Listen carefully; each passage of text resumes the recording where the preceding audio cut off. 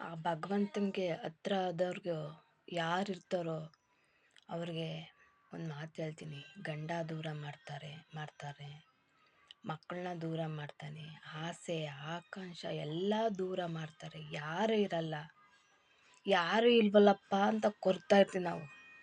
ಅಪ್ಪ ನಮ್ಗೆ ಯಾರು ಇಲ್ವಲ್ಲಪ್ಪ, ಗಂಡ ಇಲ್ಲ, ಮಕ್ಕಳಿಲ್ಲ, ದುಡ್ದಾಕೋರು ಯಾರಿಲ್ಲ, ಹೆಂಗೆ ಜೀವನ ಮಾಡೋದು ಅಂತ ಕಣ್ಣೀರ ಹಾಕ್ಬೇಕಾದ್ರೆ ಆ ಭಗವಂತ ಹೇಳ್ತಾನೆ, ನಾನು ನಿನ್ನ ಜೊತೆ ಇದ್ದೀನಿ, ನೀನು ಜೀವನ ಮಾಡು ಅಂದಾಗ ಇದಕ್ಕಿಂತ ನಮಗೇನು ಬೇಕು?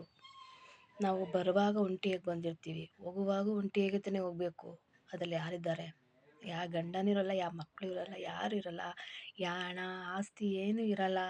ಚಿನ್ನ ಇದೆ, ಮನೆ ಇದೆ, ನಮ್ಮನ್ನ ಇಟ್ಕೊಳ್ಳಲ್ಲ, ಯಾರೂ ಇಟ್ಕೊಳ್ಳಲ್ಲ. ಚಿನ್ನ ಇದೆ, ಅಷ್ಟು ಚಿನ್ನ 1 kg ಚಿನ್ನ ಇಟ್ಟರು ನಮ್ಮನ್ನ ಇಟ್ಕೊಳ್ಳಲ್ಲ, 2 kg ಚಿನ್ನ ಇಟ್ಟರು ನಮ್ಮನ್ನ ಹೆಣ ಅಂತಾರೆ, ಹೆಣ ಎತ್ತಿ ಅಂತಾರೆ. ಆ ಸಂಪತ್ತಿಗೆ ನಾವು ಆಸೆ ಆಕಾಂಕ್ಷ ಎಲ್ಲ ಬಿಡಬೇಕು. ಜೀವನದಲ್ಲಿ ಭಗವಂತ ಇದ್ದಾನೆ ಅಂತ ಅವನು ಕೊಟ್ಟಿರೋದು ಎಲ್ಲಿ ಗಂಟ ಕೊಡ್ತಾನೆ ಅಲ್ಲಿ ಗಂಟ ಮಾತ್ರ ನಾವು ಇಟ್ಕೊಳಕ್ಕೆ ಸಾಧ್ಯ.